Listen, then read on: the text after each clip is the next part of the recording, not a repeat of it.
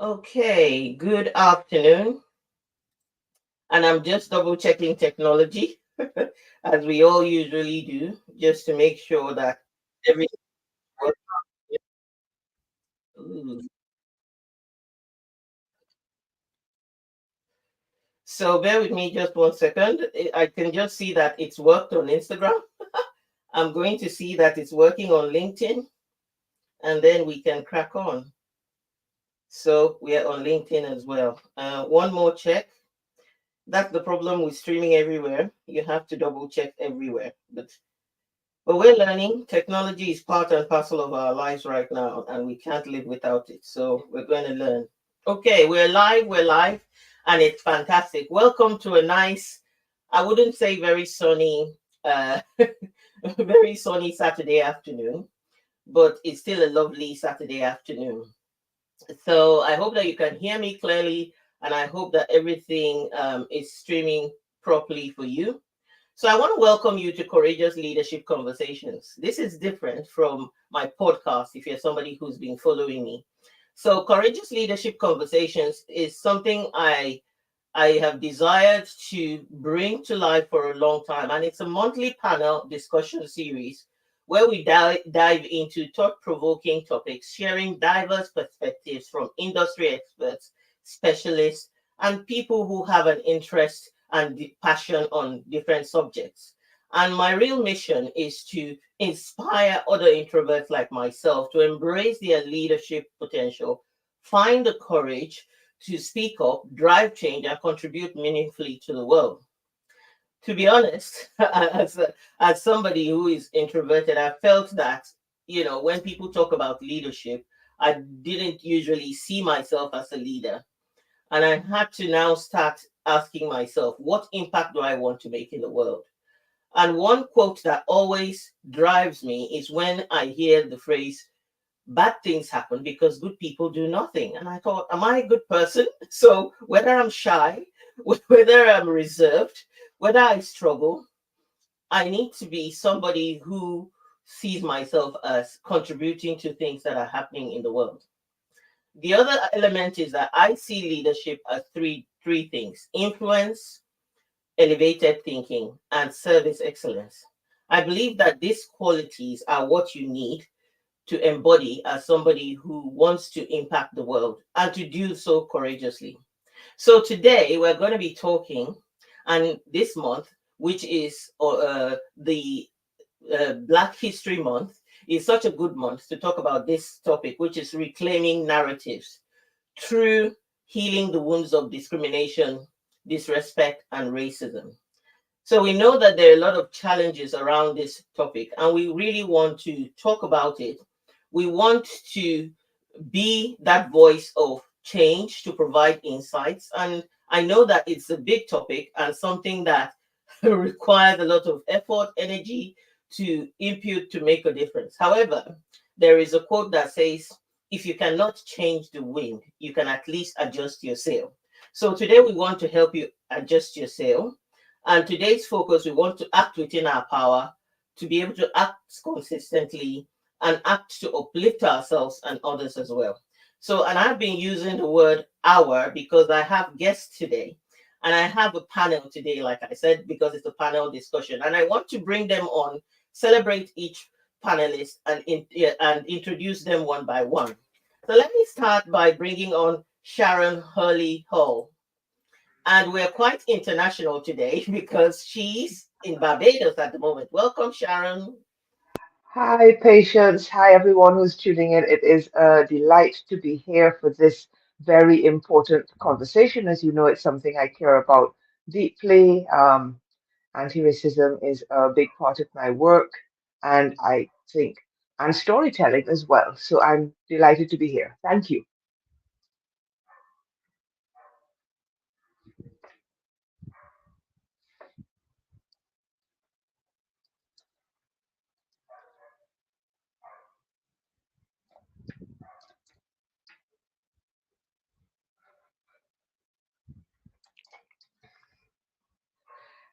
Patience. And you get a little bit of a snippet from her book because it's so juicy. So let me start again because it seems that my computer decided to mute me. So Sharon is an equality advocate, anti-racism educator, and activist, author of I Am Tired of Racism. And I was saying that you get a little snippet from her book today when we come to the end of the series or the talk. And she's the founder of Share Anti-Racism Community and co-host of Introvert Sisters podcast. Sharon also helps leaders of organizations and communities share their message by mentoring them in newsletter creation. So my next guest is Maureen. We bring on Maureen to the to the stage. Hi, Maureen. Hi, Patience. Thank you for having me here this afternoon. Well, it's afternoon because we're in the UK. Yeah, Thank yeah. you for having me here. It's definitely it's morning in some places, night in some places. So yeah, so again, I'm excited that Maureen has come here to lend her voice to this topic. Maureen Cray, have I pronounced it correct? Is Karu. Carew. Okay, Maureen Carew is a seasoned leadership coach and charity consultant with a proven track record in organizational development as founder and director of Right Impressions Limited, a management and consulting training firm. She specializes in guiding organizations from inception to operational excellence. Her expertise lies in crafting robust systems and procedures, fostering high performance cultures, and empowering leaders at all levels. So we have leaders today who are willing to share their perspective and to add value to us. So welcome again, Maureen. Thank you. Thank you for So having me. next we have the next generation, and we're bringing on Tommy Banwo. So welcome, Tommy. Thanks for joining us today. Thank you for having me. So Tommy is a passionate advocate for politics, diversity, and inclusion with a degree in politics and international relations from the University of Leicester. Her academic journey enhanced her understanding of global issues, focusing on social justice and ethical governance. Beyond academics, Tommy engages in initiatives that promote diversity and empower underrepresented communities. In the past, Tommy represented her school at Fernie Model United Nations events where delegates discussed global challenges. And Tommy volunteers as a youth leader at the KICC Church. So welcome, Tommy. It's so nice to have you. Thank you And for having me. finally, last but not the least, we have Rotimi, Oluwarotimi Ogumbono. You may have guessed from his name who he is anyway, but the Ogumbono family is represented here today. So Oluwarotimi is a dynamic marketing manager at Springer Nature, bringing expertise in digital strategy, SEO, paid media, and lead generation. Known for his creative approach and data-driven insights, he navigates high-stakes marketing challenges with an innovative mindset. As a former university basketball team leader, he combines his passion for teamwork, fitness, and well-being with his professional life, embodying resilience and courage. And Rotimi is an advocate for personal development, loves travel, sports, and politics. Welcome, Rotimi, to the show today. Yeah, thank you for having me and thank you for the intro. That was lovely. Thanks for the intro. Can I just say he's also a lovely son? I must add that spice to it.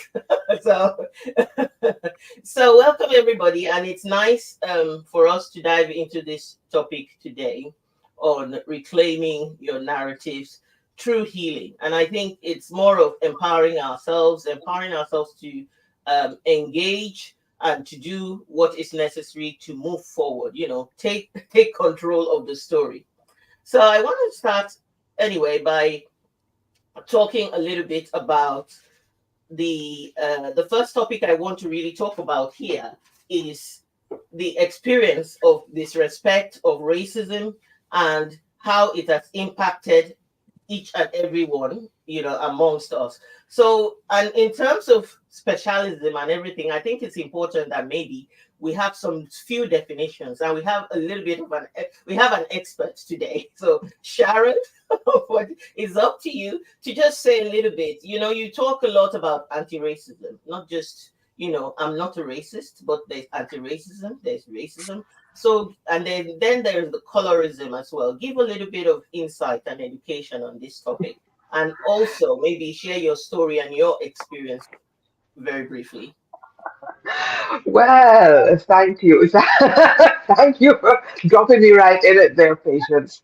Um, well, what is racism really? I mean, racism is it's so many things. It's discrimination on the basis of um, skin color and culture. It embodies anti-blackness as well. Mm, Um, you know, and it's driven, I guess, by fear of the other. Anybody perceived to be different, and underpinned by settler colonialism and capitalism, white supremacy, and patriarchy mm, and colorism. I mean, there's so much to unpack that we would get completely derailed if we went any further down that road.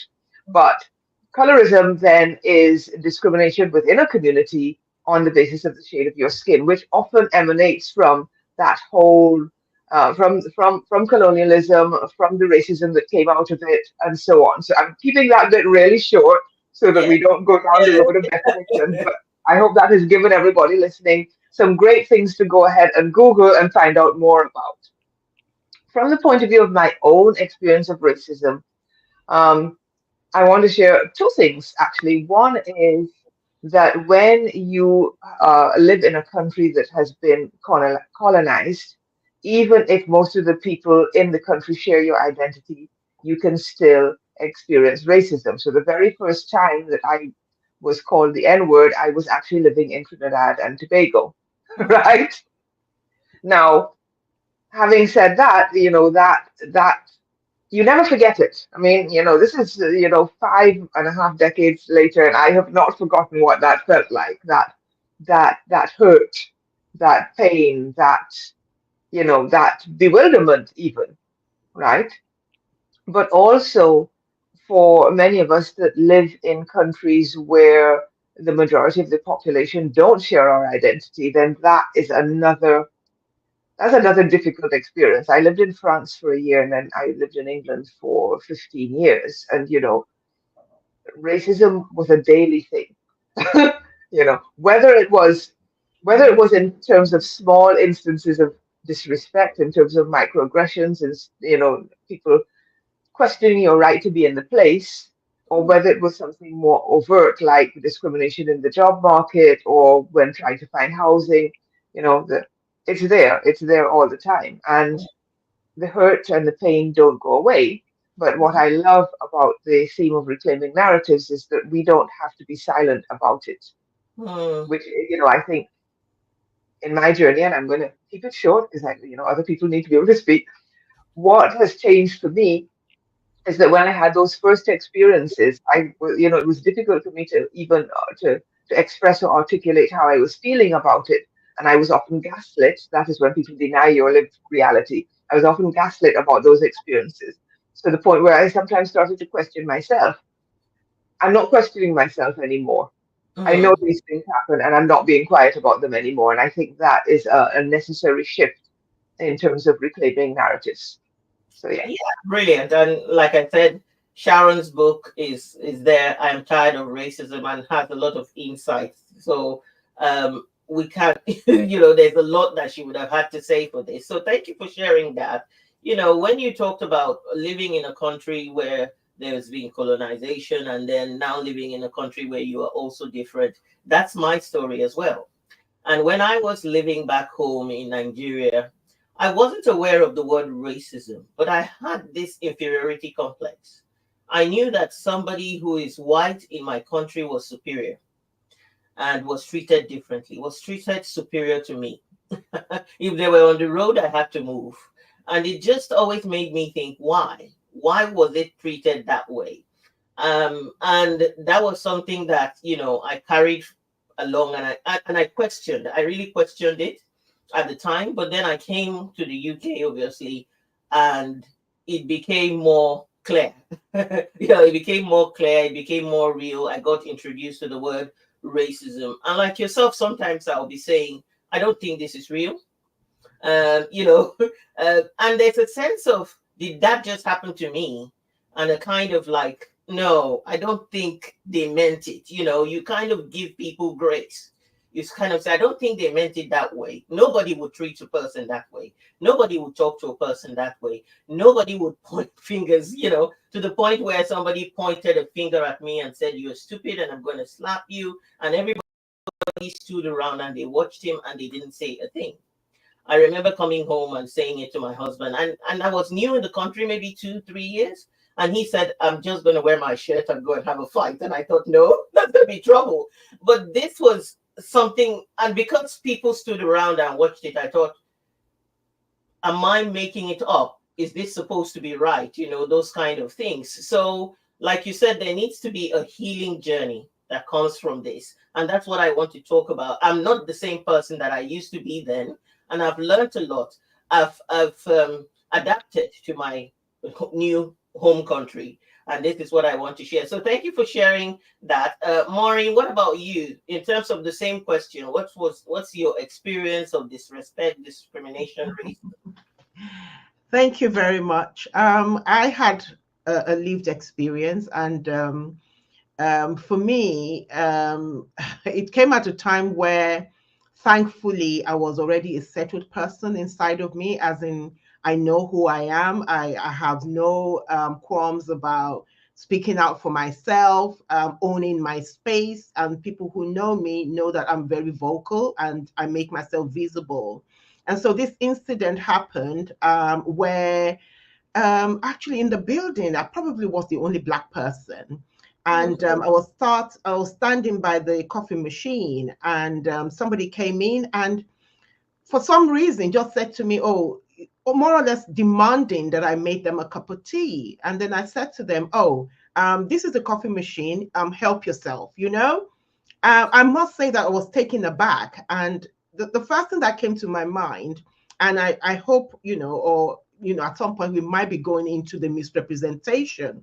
And so the first thing that came to my mind was, I mean, why did he even think that I was here to make coffee and tea for people? You know, like, in fact, I actually tweeted it because I was stunned that in this day and age, do people still behave like this? You know, like, I really, you know, it shocked me. It shocked me. So it shocked me before I got offended.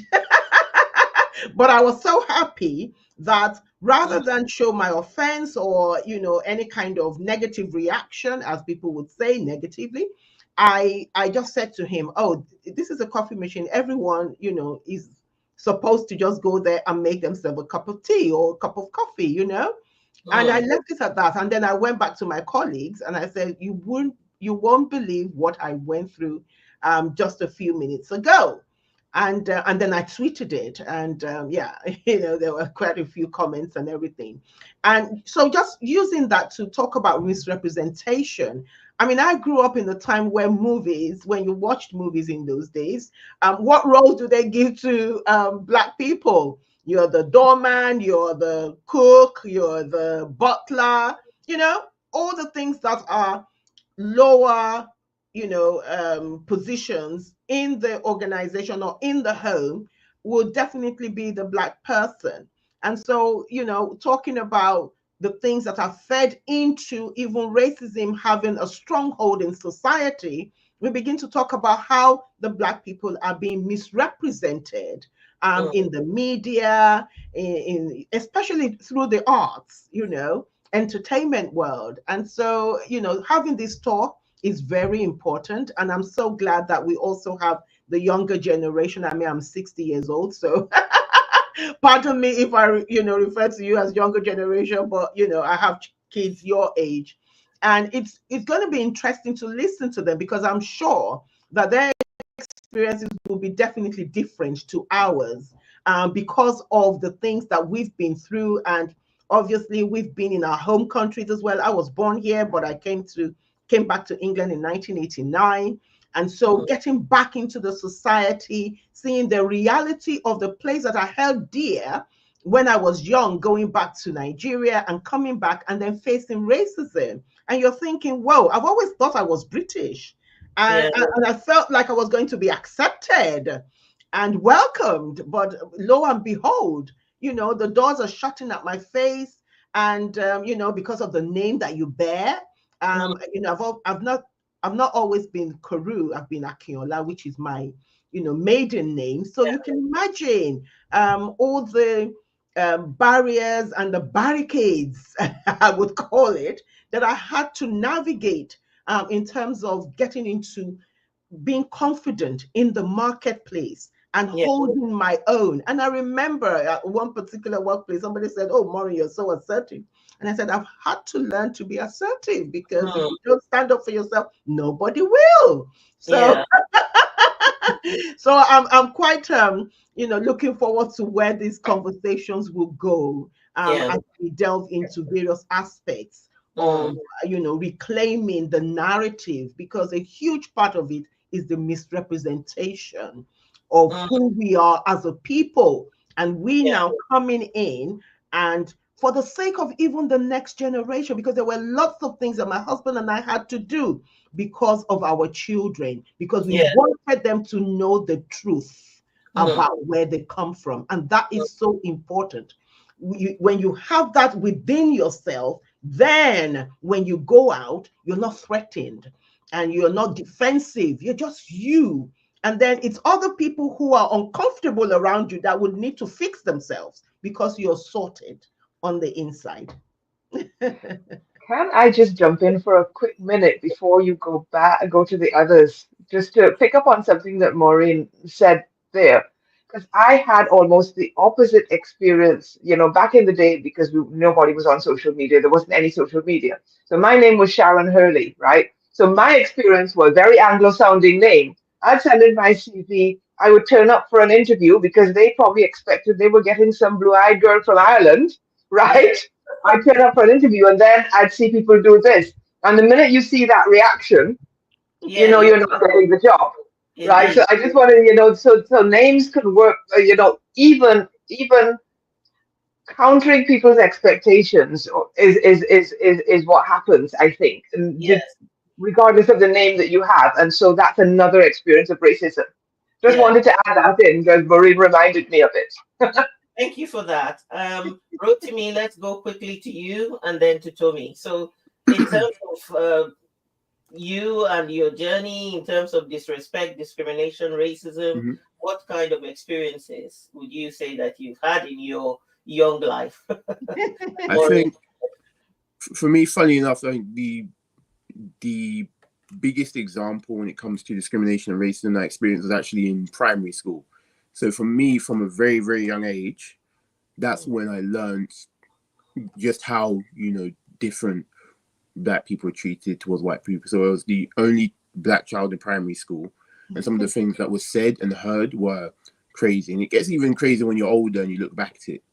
I think part of the reason why is because when you were younger, I was in a school that didn't know how to deal with it, or they just didn't care. Some of them probably had racist views themselves, a lot of the teachers, from looking back when I think about it. And they would just brush past and push past some of it. If I was to go for one example, there was an example where, for me, I liked football as a kid. I liked football all my life. And there were people playing football. And then when I try and join in, they'll say things like, white people only. White people only can play the sport. Wow. Which is insane. It's insane. You go and tell the teacher this, they do barely anything. They do the bare minimum. The bare minimum to sort anything about that. And then when you think about it now as an adult, you're looking back at that, it's like, if somebody was to say that in the school, that would be extremely, extremely serious if you would consider it today. But the fact that back then it was just brushed past was insane. There's also, when you look back at some of them, I think there was just a general culture in that school of just gaslighting and pushing past, and also I guess putting me in particular in a certain box. And I think if it wasn't for my mum, I would have stayed in that box and kind of believed some of those narratives about myself and just tried to brush everything off and push past it. But I think it was a lot of thanks to my mum that I was able to work hard and get past it, and then go to a grammar school after the primary school, where I think a lot changed for me, and I progressed a lot in my life because of it. But that's my main experience with racism throughout my life. As I've grown older, there have been different experiences here and there, but I think that's probably the biggest part to me that I still think about today, because it was the most blatant and obvious, and it kind of shaped me as a character for the rest of my life, I think. So yeah. Thank you for sharing that. That's useful. Nice mention there of your mom too. So that's good. Up, mom. So for me, last but not least, what's your own experience and your own story, or perhaps you don't have any? Or, yeah. No, so mine is actually very similar to Ritimi's. With I was very much in a white area. The schools that I've went to were always like predominantly white institutions. So from reception, so that would have been about 3-4 to my time to A level, so around 16, 17. I was the only Black person in my whole entire year group. And oftentimes, maybe there was about 5 or 4 of us in the whole school. And I think for me, from a very young age, I was very much made aware of the fact that I was different. And it wasn't necessarily like an overt thing. Like I knew, okay, I look slightly different to other people. But I think kind of similar to Ritimi, as he was saying, was that, kids would oftentimes repeat things that they may have heard outside or they've heard in the house. So they'll be saying things to me and I'm like, I know this isn't right. I can't quite put my finger on why this isn't right, but I know that what they've said to me isn't correct.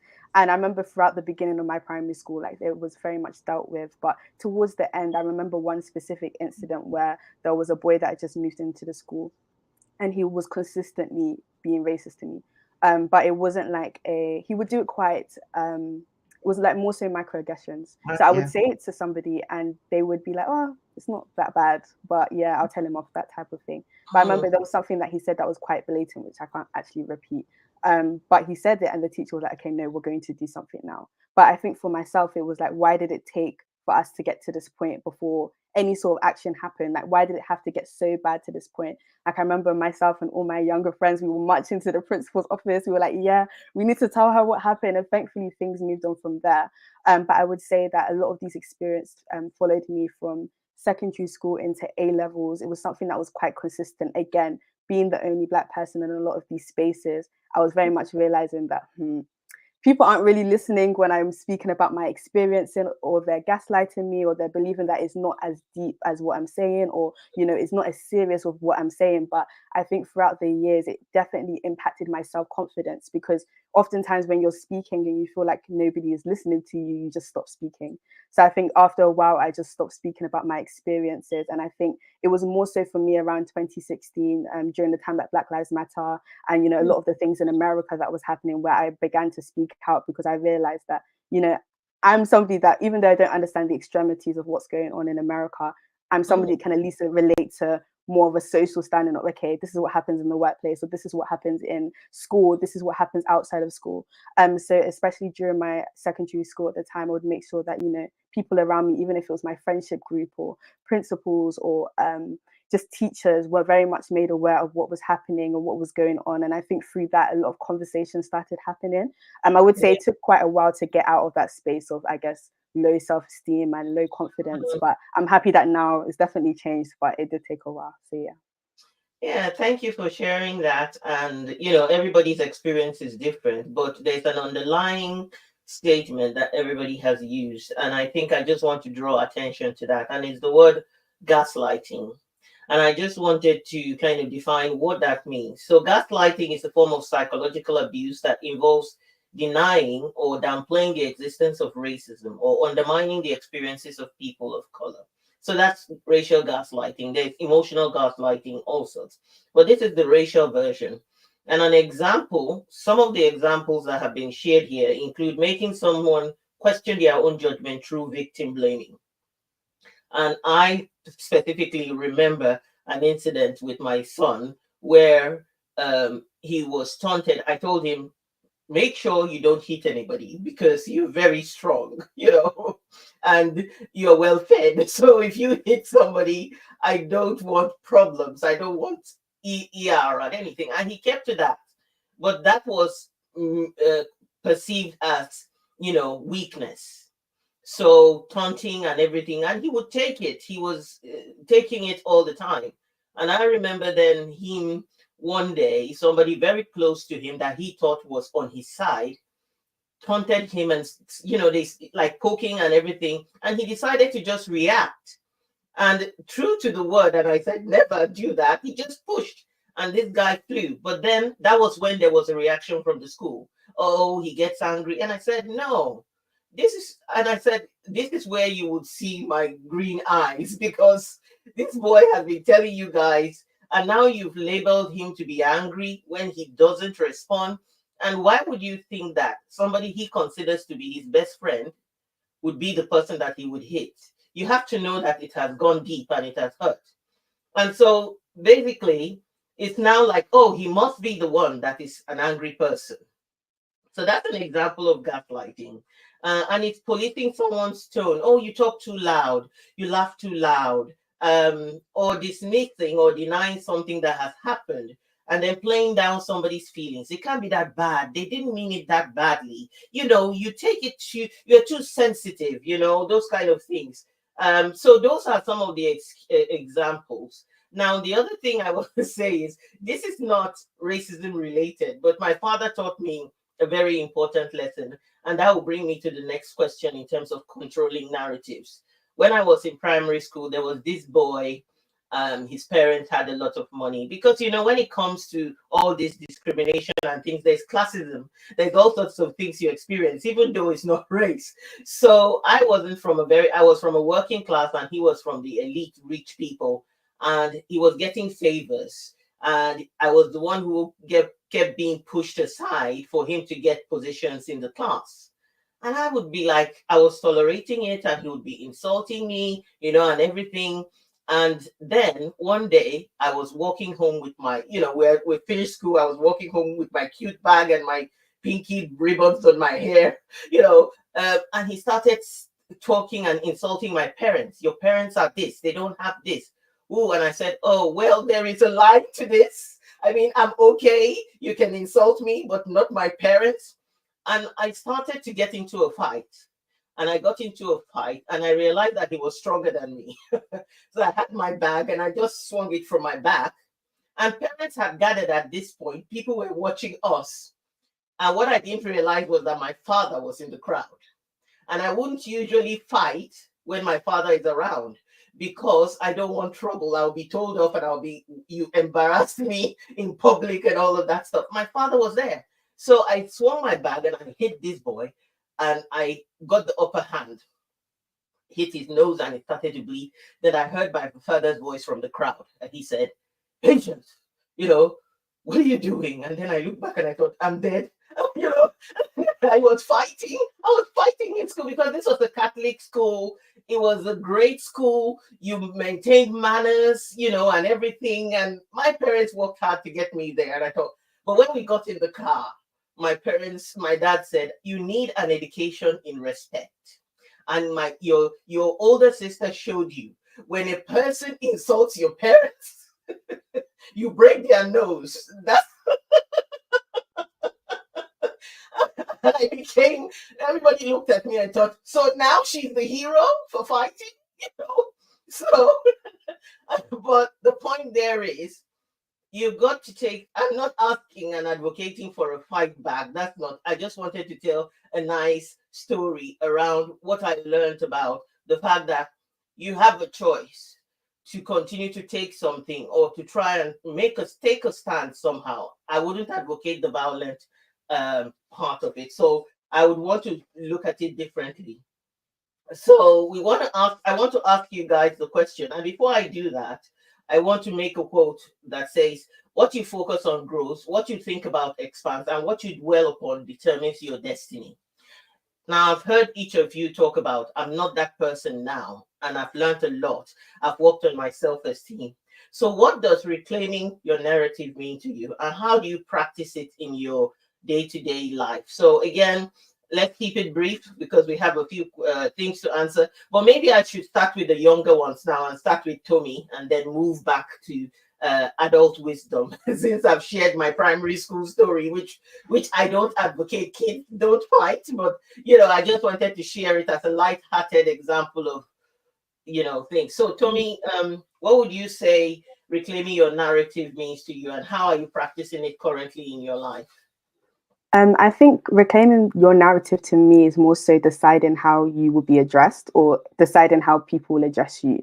And the reason I saw it like that was because oftentimes, you know, especially coming from like Nigerian heritage, I've got a very long name, have many very long names. And oftentimes over the years, as soon as it gets to my name in the register, I always hear a pause. And once I hear a pause, I know, okay, it's me. So I'll put my hand up and I'll say, don't worry about saying the name, it's me, I'm here. Even just comments about my hair growing up, especially from like the people within my school. And I think for a long time, I would very much shy away from being up and center. Like I would always go for things that were slightly lower because I didn't believe that I was deserving of things that were better, because oftentimes, you know, I was kind of put down, whether it was my name or how I looked or how I spoke. It was always something to do with, I guess, my appearance.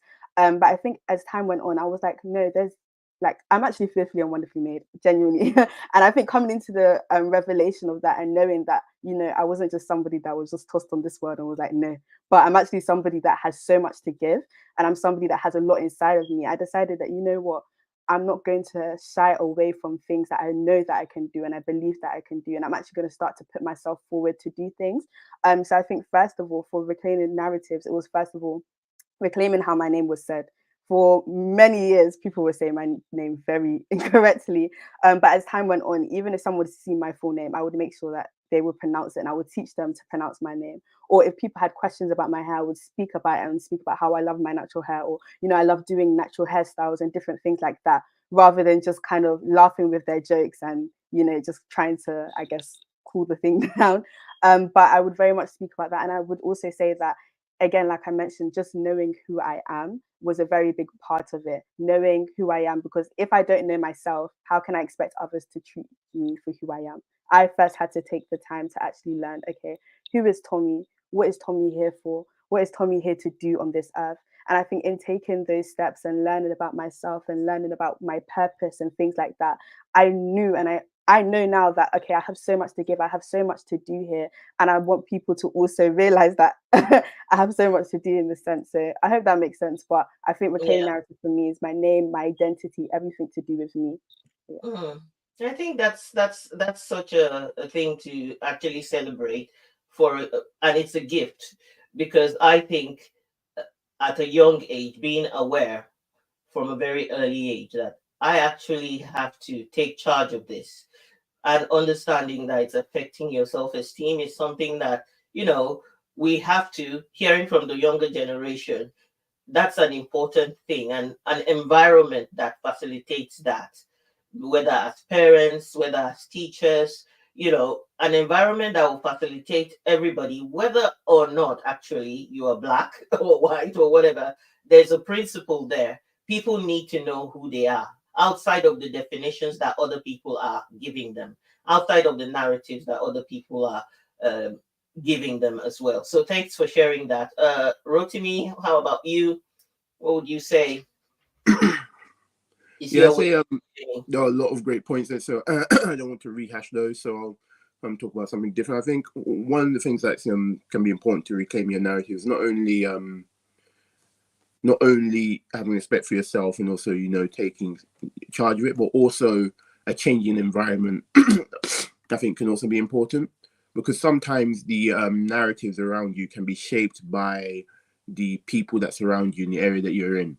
So one way that can be effective in reclaiming your narrative and controlling it is moving to an environment which is better for you, surrounding yourself with people that actually that actually respect you, or just surrounding yourself with people completely new and different that can give you a different point of view, or can show you that you can now change the narrative that you set for yourself, or the narrative was set by that previous environment.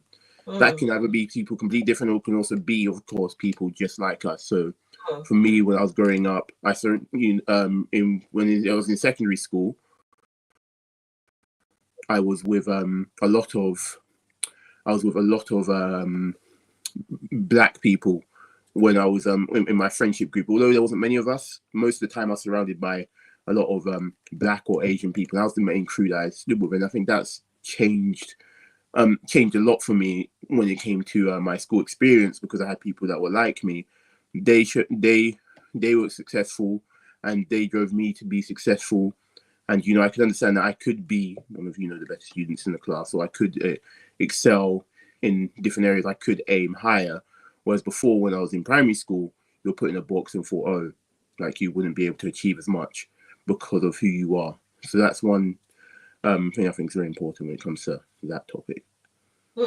I think that's important. And coming in here, obviously, there is something to share in what you just said, which is I experienced the fact that sometimes as a parent, you brought them to this situation where they are the only white, they are the only black person. But I kept putting them in those situations because I thought if they're going to live in this society, they need to integrate, and somehow they need to stand up for themselves. As it's like you might not know how chocolate tastes, but that doesn't stop chocolate from being delicious. You know what I mean? So that's the principle that I always operated. So we traveled over the years when they were young. They experienced being the only one. We would go on holidays and they'll be the only one. We would go everywhere, they'll be the only one. But they just got on with it. When there were shows, they participated, they would get on stage, they would be there. And it was more of, I don't care if you don't understand me. If other people are doing and giving their talents and sharing what they are, then I'm going to be there. And in the end, what I'm talking about flavor, you have a taste of the flavor of this person, and then you recognize that they're great, isn't it? They have something to offer the world. And I think that's also with what you're saying, change of environment.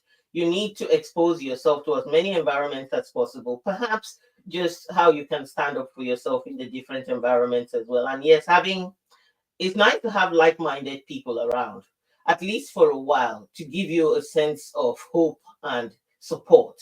Yeah. But then take that and then go out there and begin to show others what it's like. So I think that's useful. So thank you for that. So we'll go to Maureen and then we'll finish off with Sharon. How have you, over the years, I mean, you, like you said, you are in the boomer generation now. So there is a journey that you've made to this point, and each time you've had to control the narrative or heal from it. So how have you done that? Okay, thank you very much. And I think I'm going to, what Tommy said really resonated with me. And for me, my faith was the foundation for reclaiming the narrative for me. When I realized that I was made in God's image, I wasn't a mistake. God had a purpose in his heart and in his mind to create me. And I knew that because I'm here, he said I should have dominion and I should multiply. So that means that I'm not only owning my space, I'm actually multiplying. I'm giving out of the abundance that he has given me. And so that really boosted my confidence. I've always been somebody who was, in quote, confident anyway. I remember when I was in secondary school, my principal said, you could slap a head of state.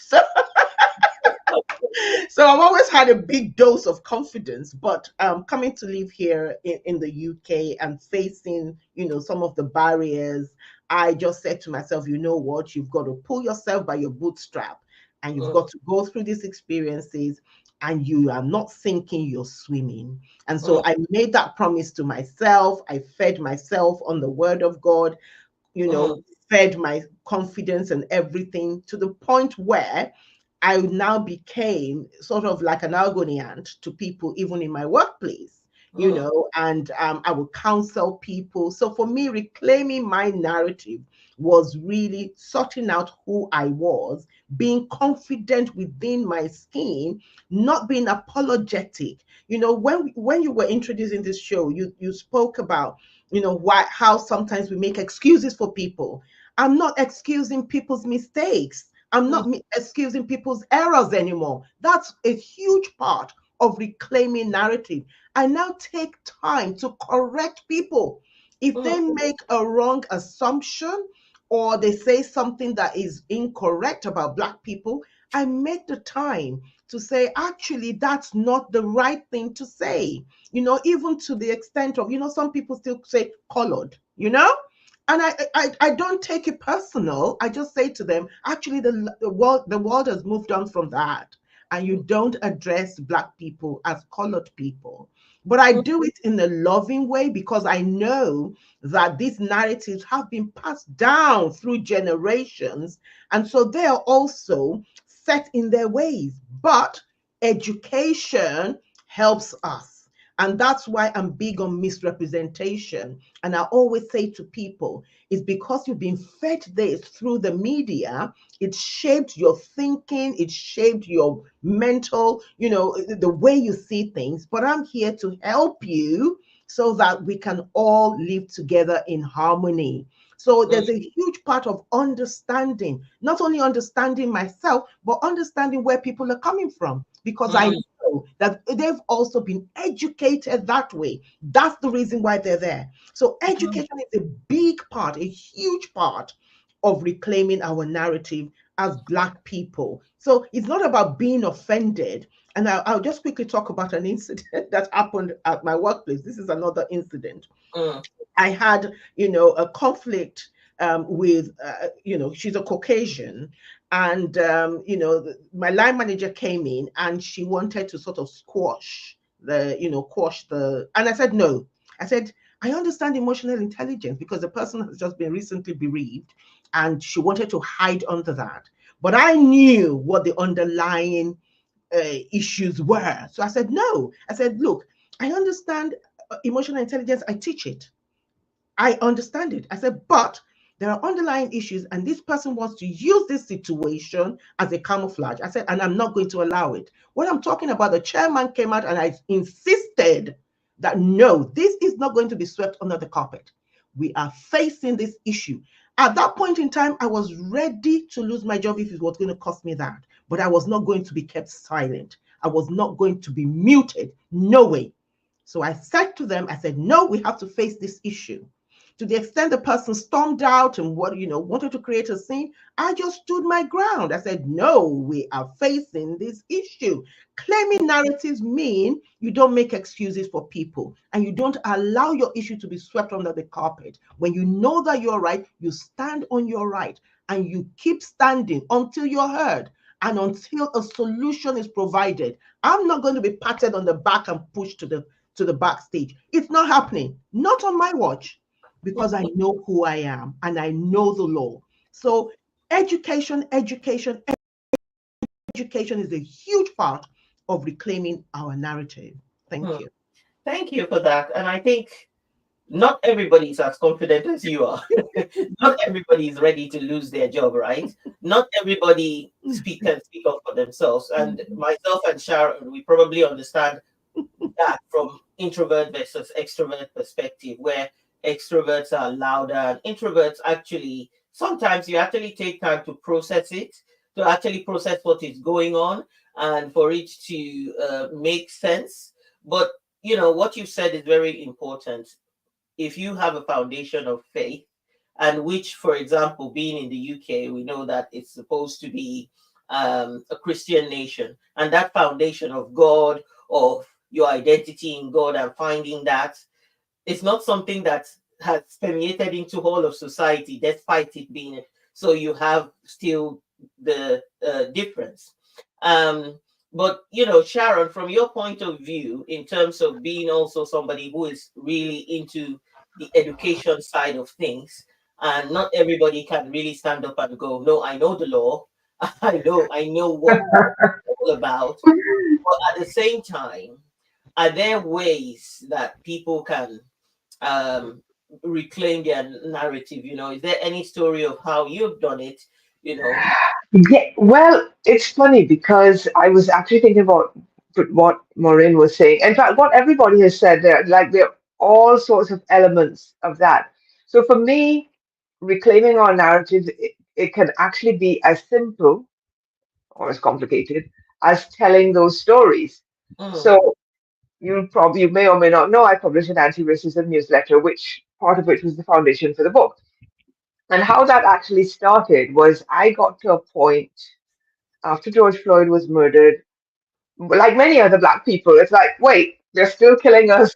We've got to say something. We've got to say something. I mean, obviously, that's not the first time you've thought that. I mean, you can go all the way back to Rodney King, you could go back to Stephen Lawrence, you can get, they're unfortunately, there are dozens of incidents that you could, that activate you in that way.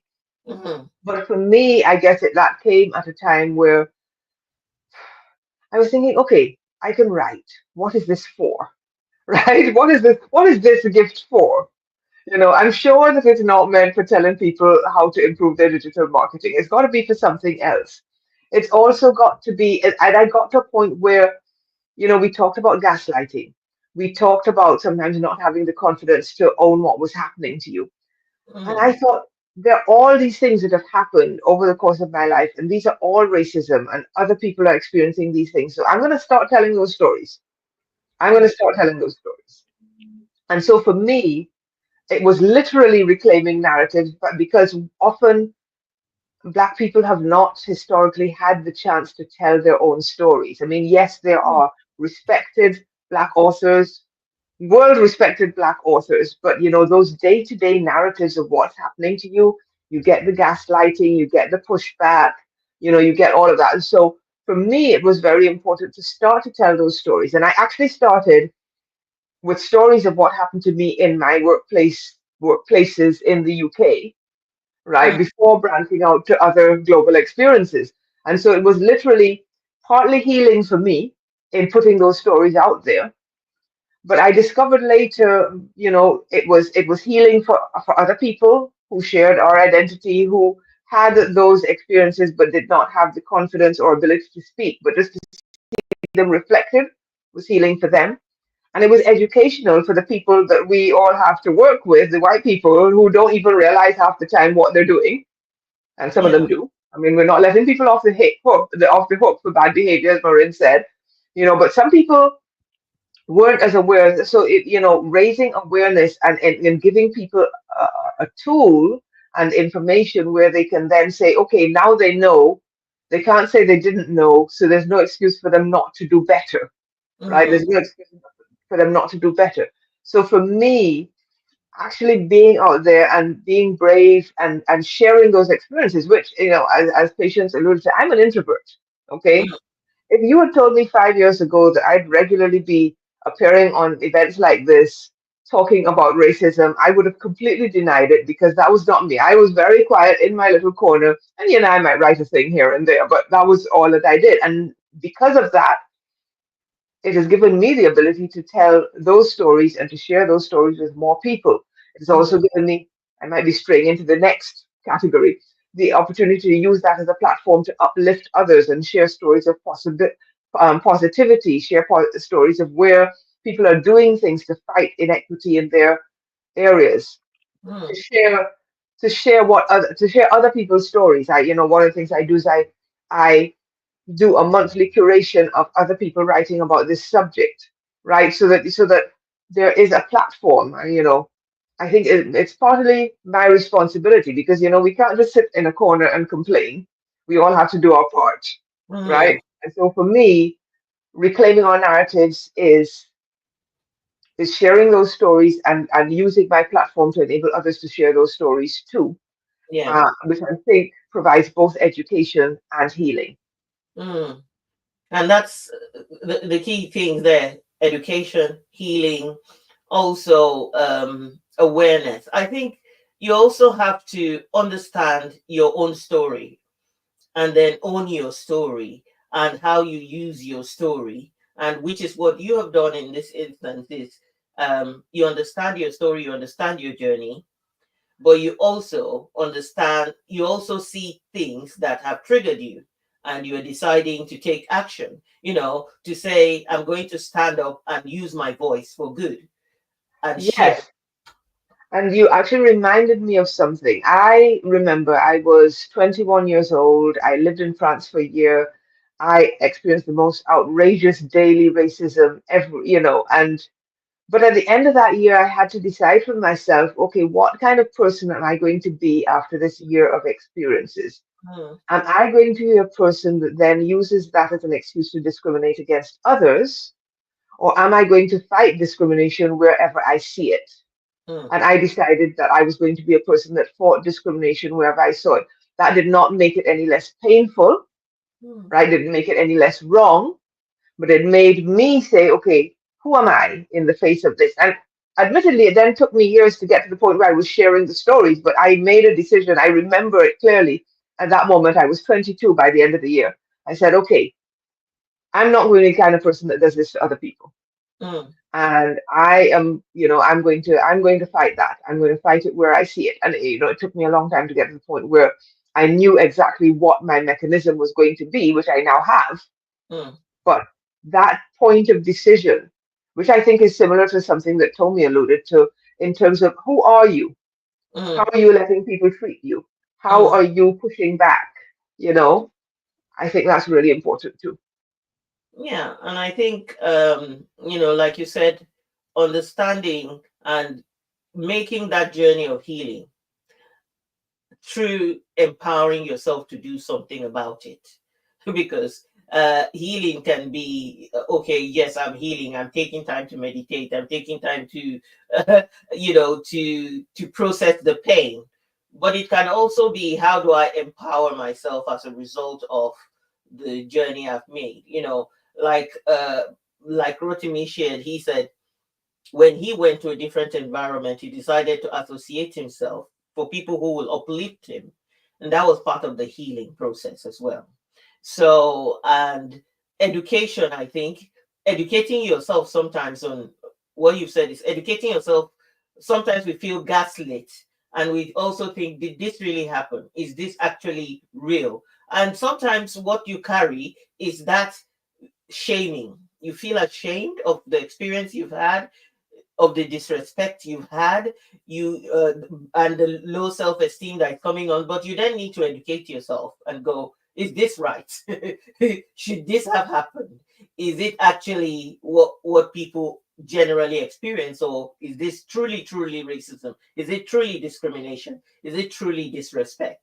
So in that regard, I wanted to ask you guys, because a lot of times this is happening, a lot of parts of the world, and a lot of times you can play I'm a victim, and play that part of victimness. So how have you guys really helped yourself walk to the healing journey through the process of that healing to get to where you are today? And what would you say to people who are still on that journey? Because we're still also on the journey and we still have to go out there and experience things. And one of the things you said, Sharon, that I like was you decided who you wanted to be out of that situation and how you wanted to treat people. And that quote that says, treat others as you want to be treated. But there's a higher level that says, treat others as they would want to be treated. And that's kind of the higher level. And I think that higher level is what people need to invest in when it comes to their DEI strategies. It's not just treat people how you want to be treated, because how you are treated if you're white, you would there are barriers to a black person being able to get to that level, no matter how much they jump, no matter how high they try. You would say all you need to do is just do these steps. It doesn't always work for a black person. But if organizations would say, treat people how they would want to be treated, how they would want their experiences to be recognized, they would want their talents to be recognized, then maybe it's a different ball game. So how have you guys kind of navigated the healing journey and working on the negativity from the inside out? So I'll just start with you, Sharon, again, and move very quickly along the line. Ah, yeah, that is an interesting question. Honestly, part of that is the passage of time and the growing sense of self that you get as you age and get some maturity and hopefully a little bit of wisdom to go along with that. Mm, Because I clearly remember being in that situation and just feeling so bad about myself all the time, mm, or so bad about the situation later on when I was working in England, and things would happen and it's like I'd question myself and I'd question, and it's like, can I even manage this? Can I even put up with this? And it's then going back to, actually, no, it's not me, it's them. It's the situation. It's what they've been taught. It's the systems that are in place. And then once you can recognize that, it doesn't make it hurt less. But then you think, okay, well, what can I do to protect myself? And as Rotimi said, sometimes that's about changing environment, right? I remember leaving a job because my boss, my white male boss, was an emotional bully. And, after a few incidents at work, I thought to myself, I don't know. I don't know how much longer I can deal with this. So I went to I started applying for jobs and I moved to a different environment. So it's I don't know if it's as straightforward as one answer. Mm-hmm. It's more about understanding what you need in the moment and taking steps to get it. Mm. And that might change depending on where you are. And there's things that I put up with in my 20s and early 30s that just would not happen now because I would be like Marin and I would challenge them in the moment and I would not let people get away with them. Mm-hmm. But, I'm more confident about that now than I was then. Mm-hmm. So it's time, it's maturity, it's self-awareness. It's also discerning when you're in the space to challenge and when you're in the space where you need to just step back and heal and quietly for a little while, right? Mm-hmm. I don't think there's one straightforward answer. I think it's self-awareness and discernment as to what you need and what is the next best right move for you. Yeah.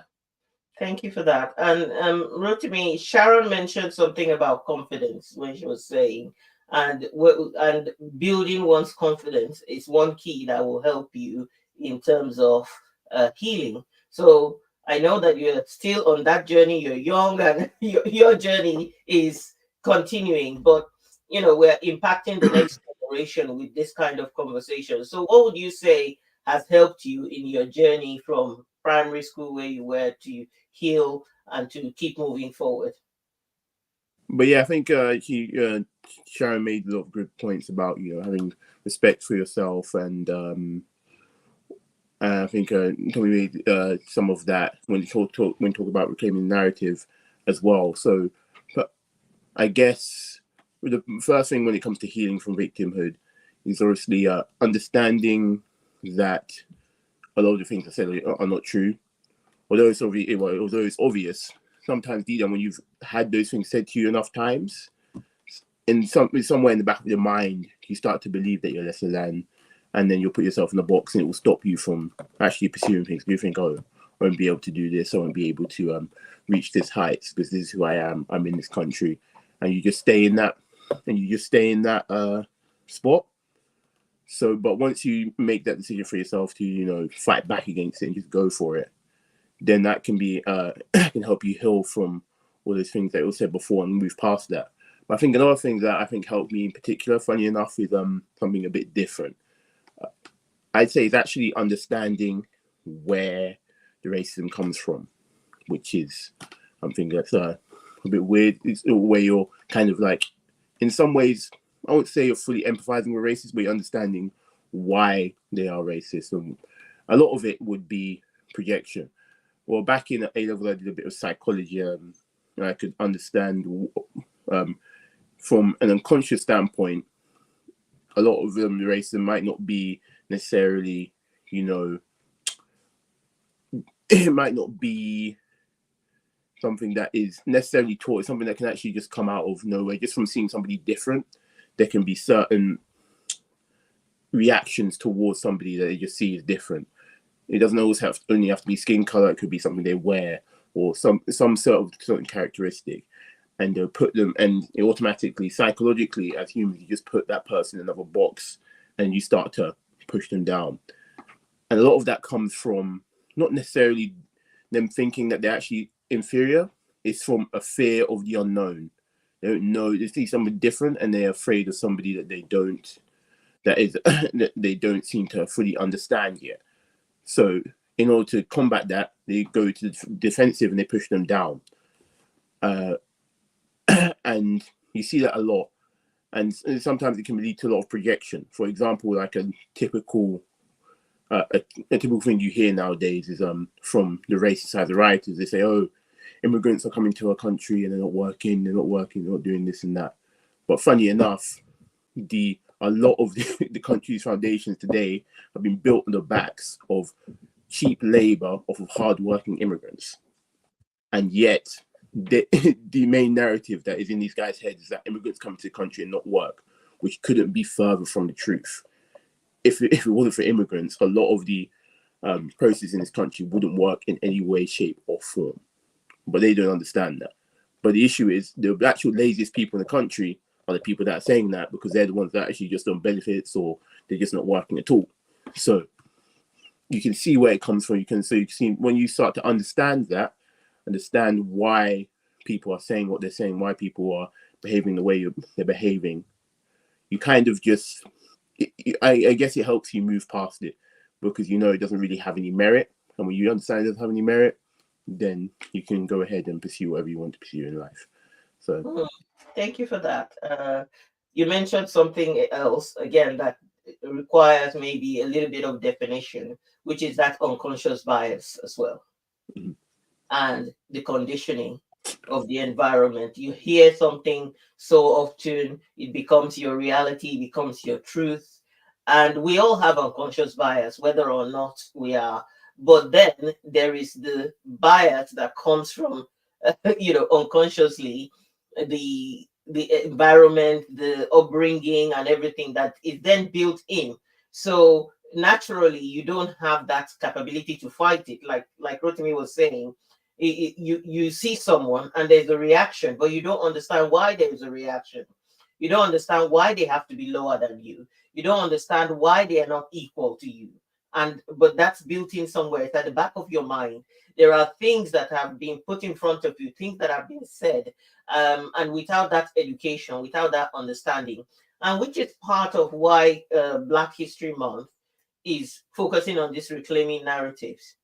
People don't know the true stories of Black people. They don't know that they've been in wars and helped to fight the world wars. They don't know that they've been the main inventors of many things that they see around them.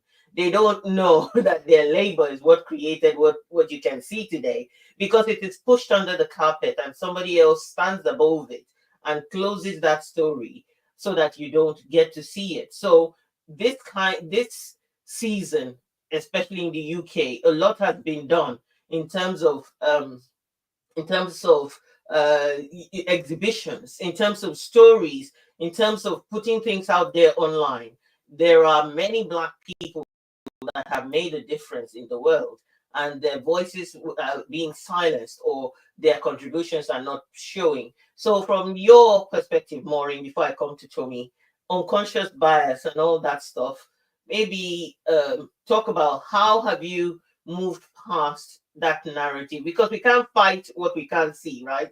So we don't know that subconsciously somebody has something controlling why they treat us, or why they recoil, or why they block the space. So how have you managed your own healing journey Yeah. despite all of that? I love what Rotimi touched on, because I have a course that I run for professionals, although it's a discipleship course, for faith-based professionals. But the point I wanted to make, excuse me, is the psychology part of it. And that's one of the things that I talk about, that people are a product of their environment. And so when we look at racism through that lens, it helps you to understand the people. And that's why I've been talking about education a lot. Because some people, like for the young people, like when you were in primary school, wrote to me, and people just regurgitated what they heard from their parents. Like they don't even understand what they're saying, but they've heard it and they're passing it down. And I think when you come to that awareness, then you want to help people, because then you're thinking about future, you're thinking about legacy, you're thinking about after I'm gone, what will happen? And so you move from being defensive or aggressive to being the educator now, saying, you know what, we need to change this narrative. And I'm not doing it because I want to defend myself. I actually want to make sure that truth is established. And how do I do that personally? I remember at my workplace, I wear my native attire a lot, the Iro and Buba. I don't even just wear I do the Iro and Buba and the Gele. I go to work in it because I said to myself one day, I said, look, Indians, you hear them speaking their language unapologetically. Why should I whisper when I'm speaking in Yoruba language? That's part of reclaiming my narrative. I want to be proud of who I am. Why should I think, I have to change myself when I'm in a particular environment? Do you see what I mean? So for me, reclaiming my narrative and my healing journey started with, I am proud of who I am. To the extent that one of my colleagues at work then, she said to me, she said, Maureen, I admire you a lot. She said, she said, I wish my parents took me back to Nigeria the way you went back to Nigeria. And now you've blended the two so beautifully well. And that was when I began to realize the effect of the Black people here who've never been to their home country or where their parents came from. And she would look at, mind you, before she had before she came to actually speak to me, I used to think that she looked down on me because she would look, sideways or whatever. And I thought it was disapproving, not knowing that actually it was because she envied the confidence with which I would speak in Yoruba if I was having a private conversation on the phone with, a member of my family. Or, in fact, there was a day I declared a national day in the office. And I said, you know what? All of us should wear, attires from where we come from. And I remember we were actually poking fun at the British and saying, you don't have a national wear where you can come in your flag, And we all took it in good spirit. Do you understand? So for me, I've always wanted to create change wherever I was. Whether it's about my faith, I would tell people what the right thing is about my faith. When it comes to my Nigerian identity, I would sit people down and educate people. So for me, it's not taking it personal. The healing process for me has been being confident of who I am, and then educating the people around me, not in a way where people would think, but just saying, you know what, we will make the world a better place if we all understood this and pass on my information. Thank you. I'm just trying to double check whether I can see questions or anything like that because I mistakenly didn't post it into the event space. So people are supposed to have attended and asked questions, but hopefully we can reshare this. Yeah. Thank you for sharing that in terms of being proud. Tommy, we'll come to you now and talk about being proud of who you are is part of the healing. Because when you've struggled with rejection and discrimination, there's a tendency to now say, oh, I give up, I don't want to fight anymore. Let me just be like everybody else. I actually thought to myself today, I wanted to wear my boo-boo to come to this session, but I thought I'm not trying to make a statement. I wear it anyway. So I wear my gele anyway. Everybody knows me for those traditional things. And it's just more of trying to say, I've always said I'm a different flavor. Just check out this different flavor, right? Because I'm exposing you to a different flavor. I don't mind you being vanilla, but if I'm chocolate, why don't you experience what chocolate looks like? And if you don't like it, that's fine. But we can both exist as flavors in the world.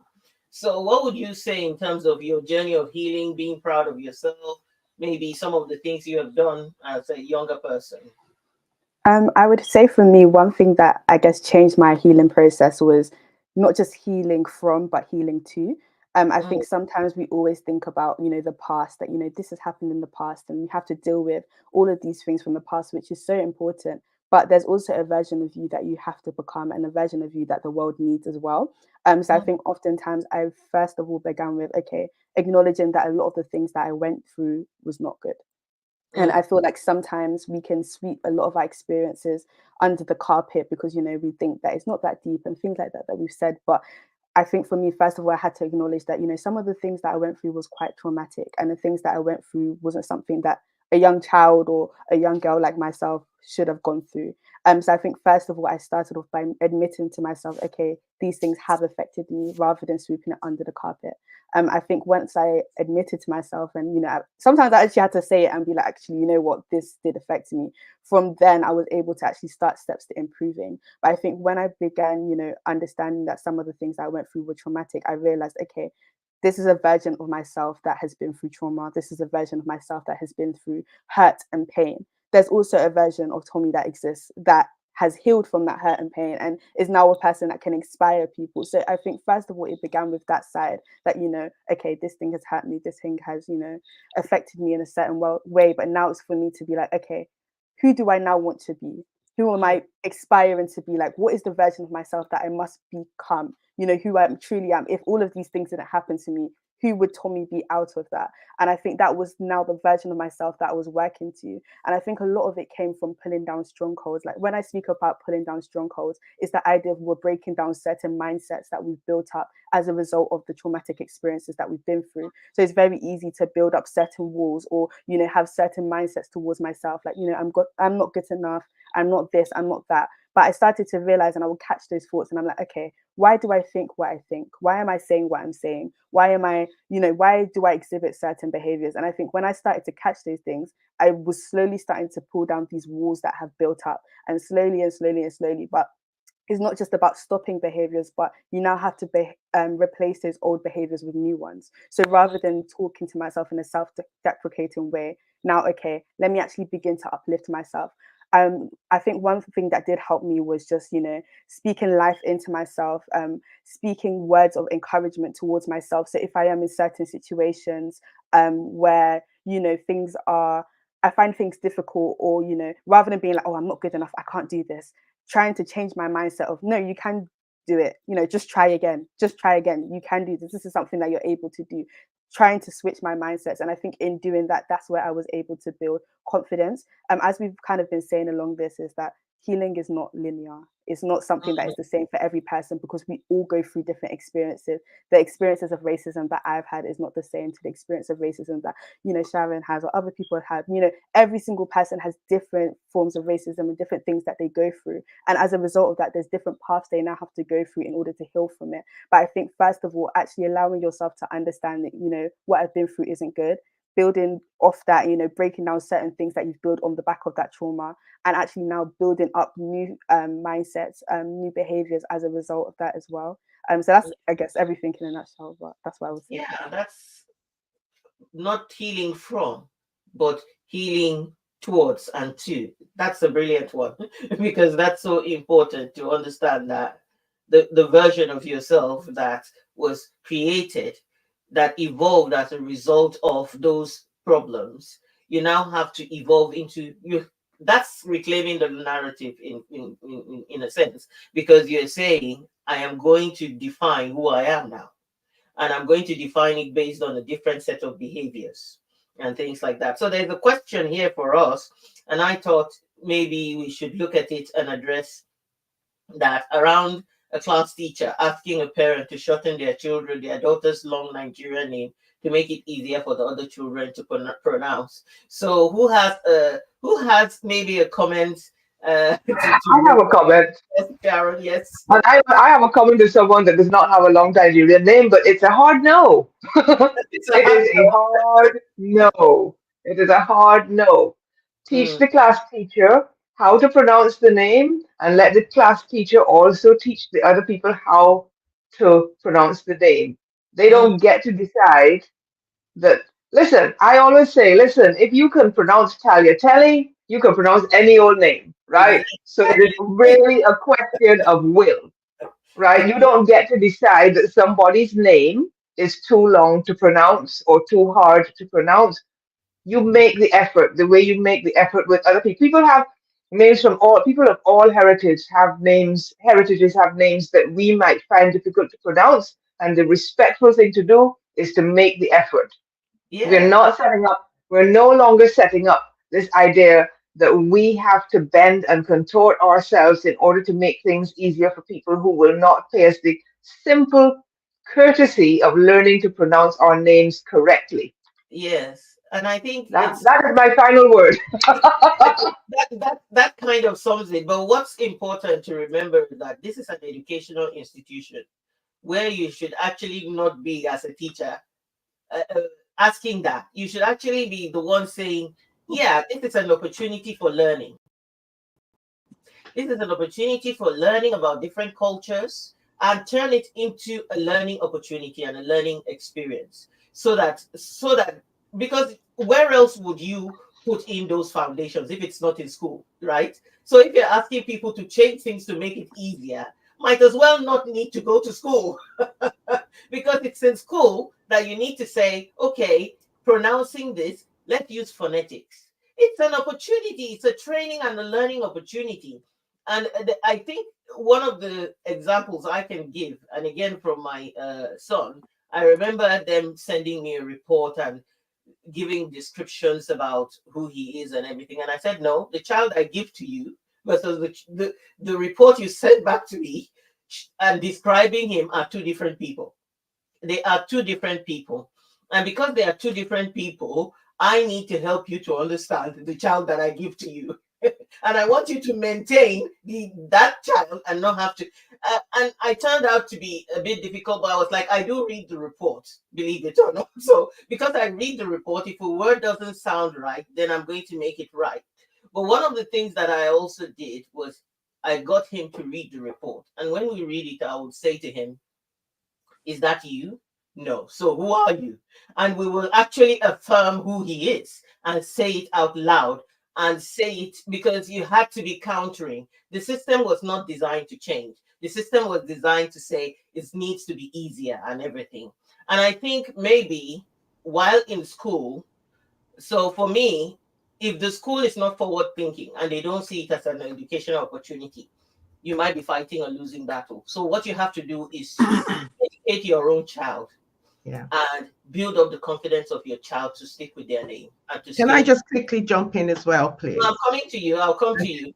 So staying with your name, and deliberately, many of us Africans do not give our children first names that are English because they're born here.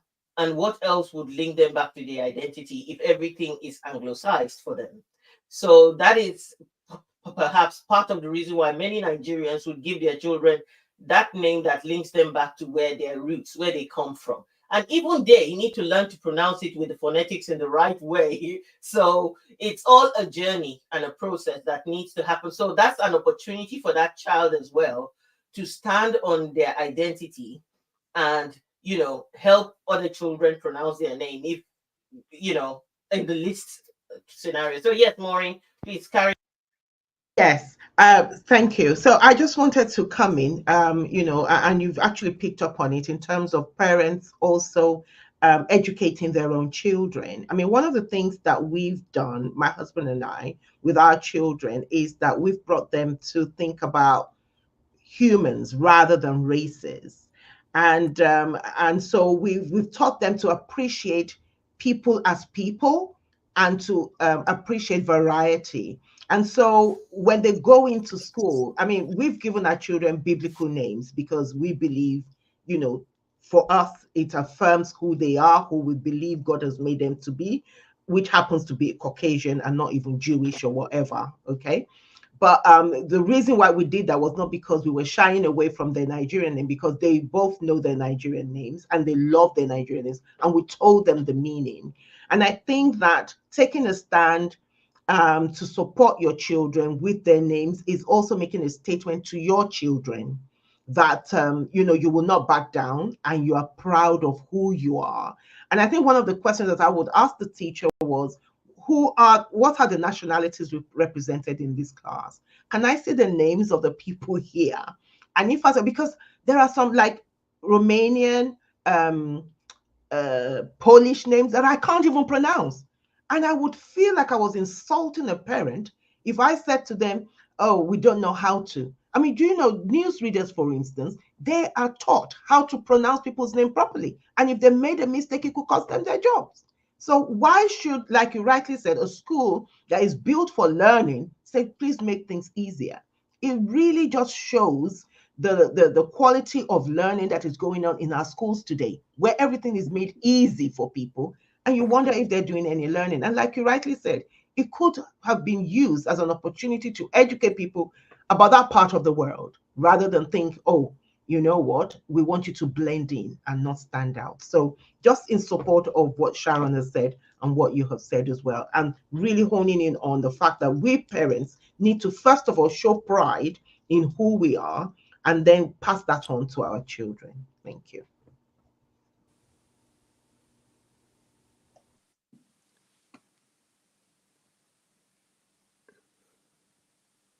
You're on mute, Auntie, sorry.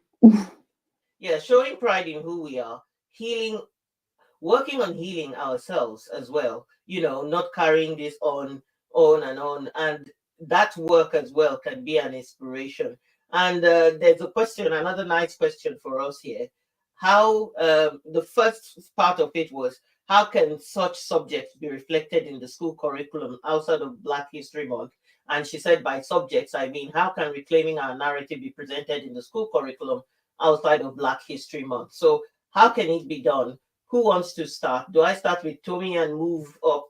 And we can be very brief because we're coming to an end, but it actually aligns to the question I was going to ask you on shaping identity and how we engage others in shaping that identity. So basically, maybe Maureen, you spoke last, so let me start with you and let's very quickly go around. Right. So I remember when I was in school, I did history, for instance, for A levels. Why did it have to be Western history?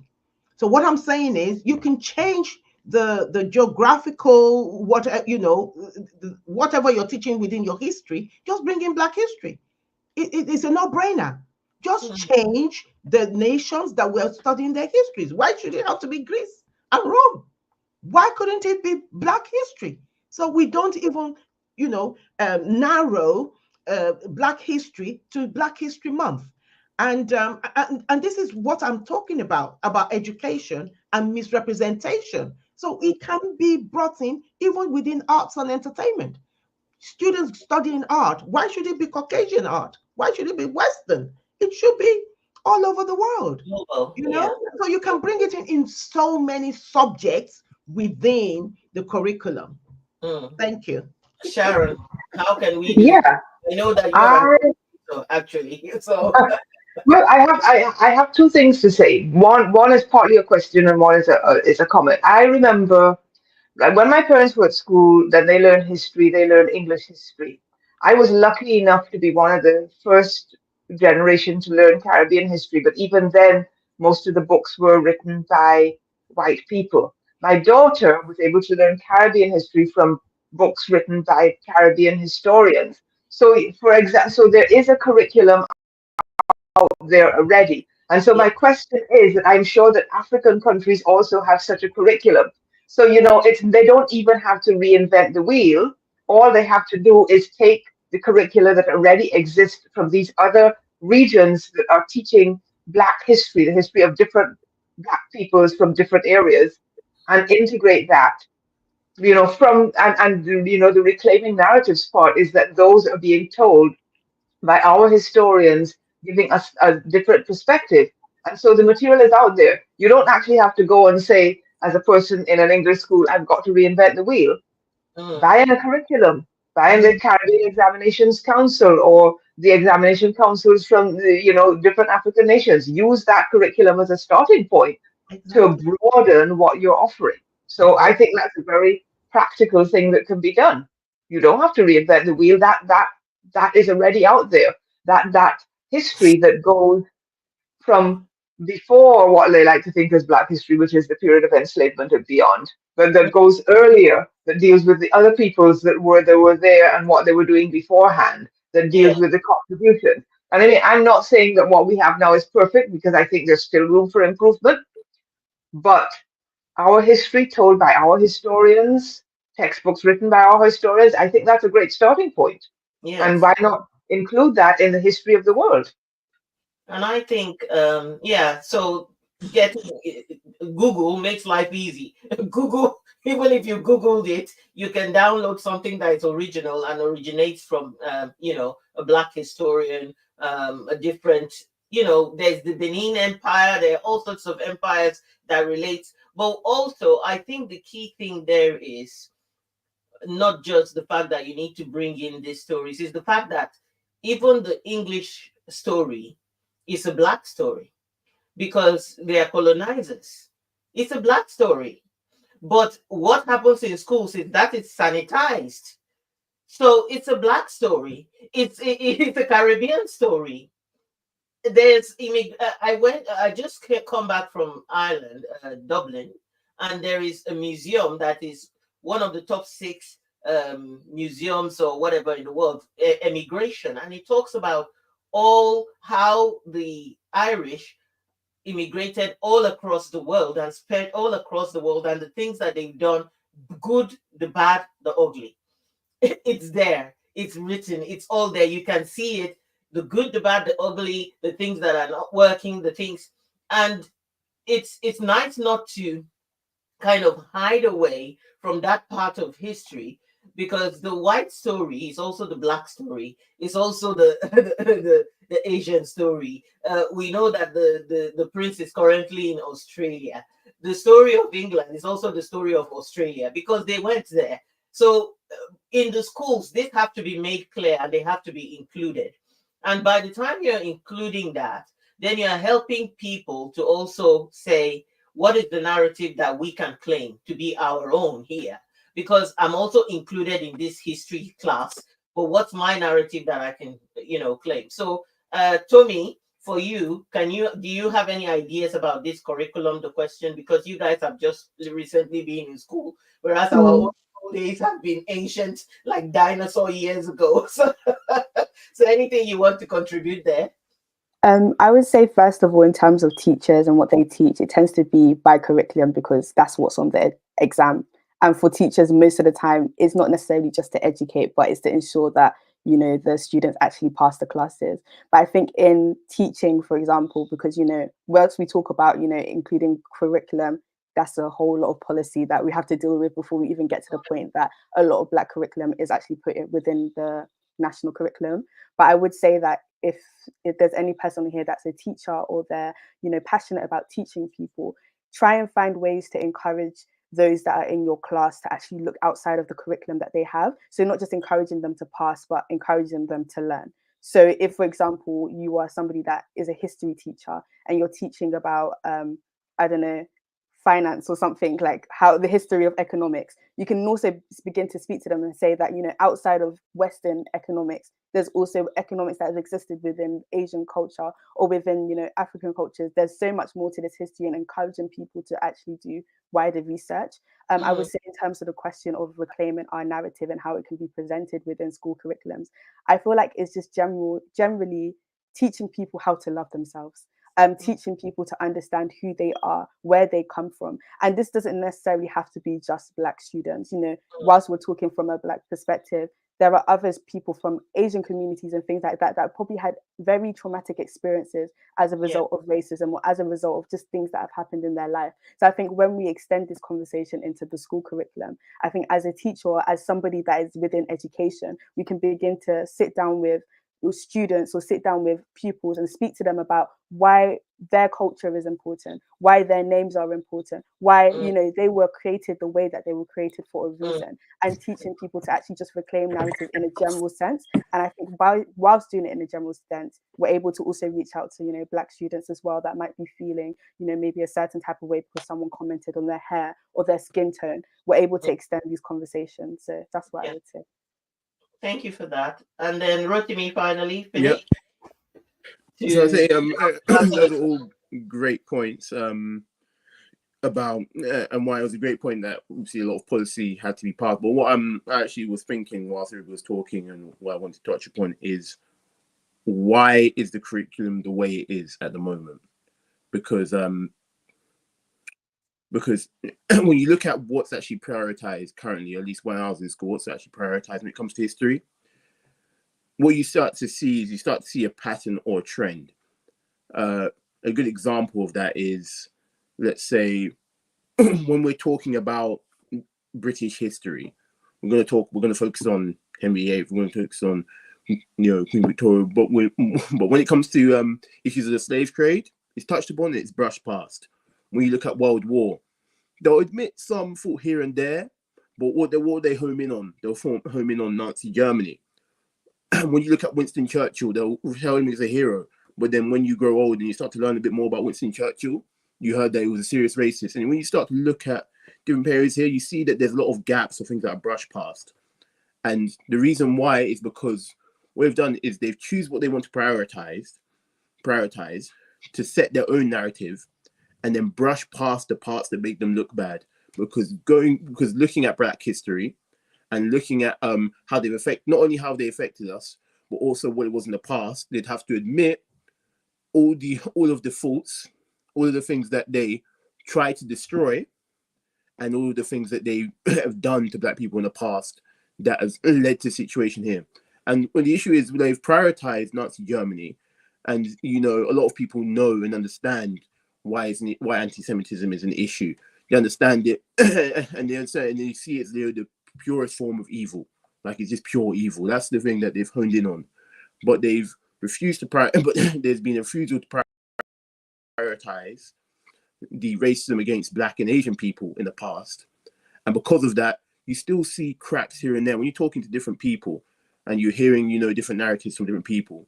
You can see that nice people are not like full-on racist, but there'll be cracks here and there when you talk to them, and they'll start to let things slip. And you just listen to everything back like, oh, okay. And the reason why some of these things are coming out is because of the fact that we haven't prioritized that in the curriculum, because they just don't, because they don't care, or they're afraid of omitting those truths. So I'd say long term there needs to be a focus on changing curriculum to admit those truths, because it's important to understand why the racism is where it is in today, why Black people in the situation is today, how they've been able to grow through from that, and how they've been able to get here today. Because even they online, there's still young children growing up thinking that think about all these stereotypes of Black people, saying, Black people are just violent, they're this, they're that. But if they're educated properly, they understand a lot of the reasons why we're in the situation we're here today, and then a lot of the things that we see today will start to get cleared up. So that's my Thank you for that. And going down to the roots and making sure that the roots is understood. And I think that's the key message there, understanding the roots. Yes, Sharon, very quickly. Yes, I know. I just wanted to pick up on Rotimi's point, which is to say that media literacy is also very important, because being able to interrogate how people of different cultures and backgrounds are presented in the same situation but presented differently, how that idea is built up, because it's not only about what happens in schools, it's about what happens in our newspapers, in our on social media, in our television programs, that builds up this idea, that continues to build up this idea of Black people as other, which underpins and supports the continuation of racism. And so that's something that we also need to be educated into interrogating more, I believe. And I think that's key. And it's just the idea that you need to understand something basic as what it means when you say Commonwealth. Even that word has a history beneath it, that you go to the palace and you understand Commonwealth when you go to the palace. When you go to the museums, you understand Commonwealth. When you go to the different parts of the world, you will understand the word Commonwealth. And when you have to teach Commonwealth in school, it will become so clear.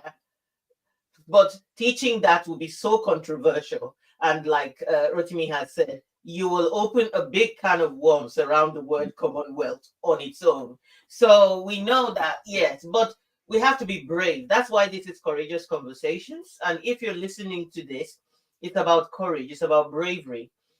The truth will set you free. That is something that the Bible says as well. And we know that some of us are people of faith. And obviously, this is a Christian nation. It says, ye shall know the truth, and the truth will set you free. And sometimes, like Rotimi is saying, people, innately in themselves, they don't feel I'm racist. But there's something about the narrative you're getting around you that does not allow you to understand what's the real truth. And some people, just knowing the truth changes their perspective, changes their behaviors. And even for the Black person, knowing the truth about yourself, knowing your roots and your foundations can be the beginning of healing for you. Yeah. So I think these are great things. And I'm glad that I engaged with the younger generation and the different generations so that we can see. It In brings fact, me can I just time. say one thing about one more thing actually on that topic? Another reason, I think one thing that's also good to point out when it comes to a young perspective is when you look online, why it's also important to get into curriculum as well. Is when you look online at the moment, especially on Twitter, you're seeing more and more racist agendas being pushed online on Twitter in particular, even by the funny enough, by the current owner himself, Elon Musk. He actually not long ago posted some old this like racist, like I think it's pseudoscience about how, you know, black brains are different. He's pushing this agenda. So this is coming from the owner. That's another reason why, you know, from the online perspective, because a lot of these people are learning things from online and learning things from social media, it makes it even more important now that we need to address this in our regular curriculum to ensure that they don't grow up learning from social media about black people and about black history, because now it's actually gonna make racism worse, and we're actually gonna start taking a step backwards and breaking down all the foundations that we built over the years, over the generations. So yeah. So yes, I Sharon. know you're trying to wrap up, but I want to share a quote that I use a lot in my anti-racism training. It's by a songwriter called Guante, and the quote is, "Racism is the water, not the shark." Mm, Right?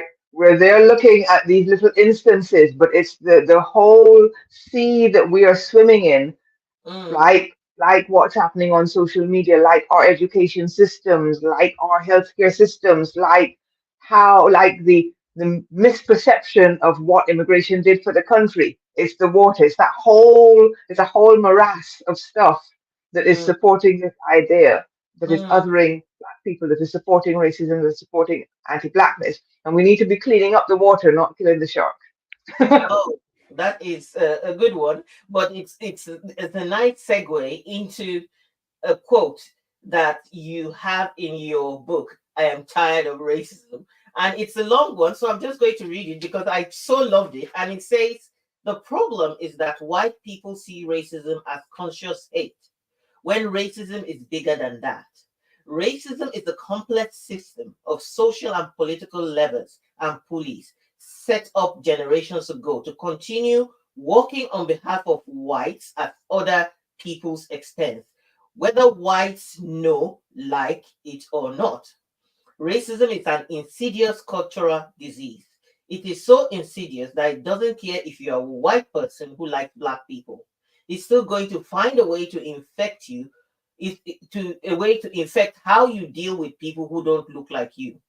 Yes, racism looks like hate, but hate is just one manifestation.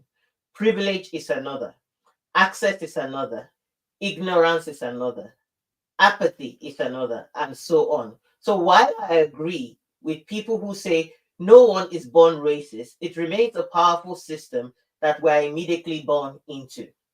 It's like being born into air. You take it in as soon as you breathe. It's not a cold that you get over. So it's not a cold that you get over.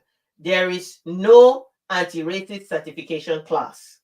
It's a set of socio-economic traps and cultural values that are fired up every time we interact with the world. It is a thing you have to keep scooping out of the boat of your life to keep from drowning in it. I know it's hard work, but it's the price you pay for owning everything.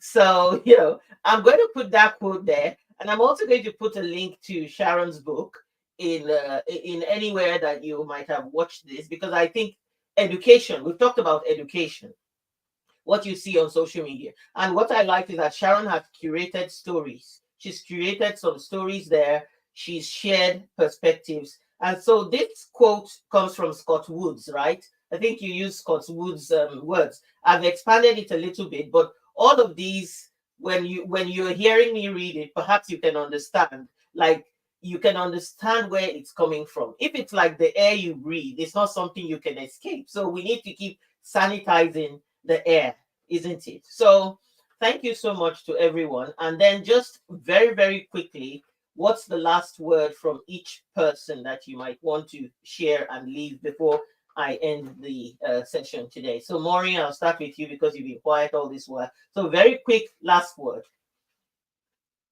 Oh, you're muted. You're muted. So very quick last word before we round off. Right. I'm going to read it because I want it to really sink in. And for me, actually, I wrote this because LinkedIn asked me to write an article. So reclaiming the narratives means not only acknowledging and correcting the past misrepresentations of Black history and culture, but also paving a clear path for Black voices to be heard and actively shaping the future on a global scale. Only then will reclaiming the narratives hold true meaning and purpose. And that's my last word. Thank you for that. Thank you for that. And Sharon, how about you?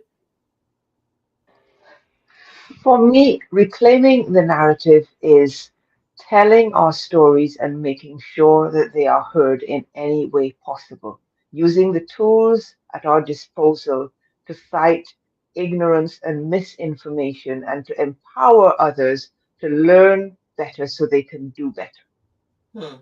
Thank you so much. That's brilliant. Learn so that you can do better. And then Tommy? So for me, it's just understand the power in healing and knowing that there's a version of you that the world is waiting for. There's a version of you that people need in their lives. So heal to become that person. Don't let the past traumas of, racial abuse or things like that stop you from becoming the version of you that not just you need, but other people need as well. Thank you for that. Become the best version of yourself that is not defined by the narratives of others. Thank you for that. And Rotimi? Yeah, well, I haven't got like a particular quote on reclaiming narratives, but like I just like to end by saying, thank you for everybody that spoke today because I've learned a bit from you as well, which I think is great, and I'm sure that other people that have been listening to this have also learned a lot from you guys, so that's great. And I'd say I'm not sure there's many things you could take from everything that everybody said, but I think for me the main thing that I take from it is just is when it comes to reclaiming your narrative, moving forward, is to make sure you have respect for yourself, stand for yourself, and also never stop yourself from pushing for higher because of what's happened in the past and the box that people have put you in. So yeah, that's the main thing from me. Thank you. So I think get out of the box. And myself and Sharon, who also talk about introversion, know that we have a few boxes that people would want to put us and how we should behave when we're a certain way. So there's an intersectionality in our identities, and it's dealing with that. So there is a question here that we cannot tackle, but we feel free to put it in the comments, and it's similar about the cultural competence in the workplace. So I would just say briefly to that question, if it started in school, then it will actually help, let's say 40% of the problem that goes to the workplace from the education. Then we now have the situation of in the workplace, don't just do a tick box exercise to DEI strategies. Have a hands-on approach and a real approach, and you will gain benefit from it because you will be able to harness the strengths of a diverse workforce. Believe me, it's a global world, and there is no way we can sanitize any part of the world anymore. Anywhere you go, it's a mix. It's a complete mix, and it's designed that way so that we can coexist. So if you take the energy in any workplace to actually harness the strengths of that diversity, you will see a global brand, you will see a business, you will see a workplace that thrives. Trust me on that. Because when there's harmony and there's peace, that's what happens. So I want to end this by saying this. there is a quote here that I like on reclaiming your identity. He says, "We can and should reclaim birth. We should let our stories and our voices weave a new narrative that is as complex and as varied as we are." And that's by Monet Montre. And don't just one concluding thought on this when it comes to stories, because a lot of what we've said here is all about we've shared our stories, and we are also still creating new stories every day that we live. And reclaiming the narrative is actually taking control of your story. And I like a lot of emphasis that Tommy has given. Who do you want to be? Who do you want to be in the world? And so you start writing that story all the time and make sure that people are reading it, from your attitude, from your behavior. So for me, for example, the story I want to tell is that I'm not just Black or introverted or a woman. I'm all these things and more. And I want all those elements and parts of me to be celebrated, and I will celebrate it first. So thank you so much to all of you for your contributions. I wish we could stay here all day, and we've overstayed our time, but it's been a brilliant section and I really appreciate your time. So thank you so much. And please keep the questions coming when you watch this. We are happy to answer them and to field more questions. Take care, everyone, and God bless. Thank you. Thank you. Bye, everyone.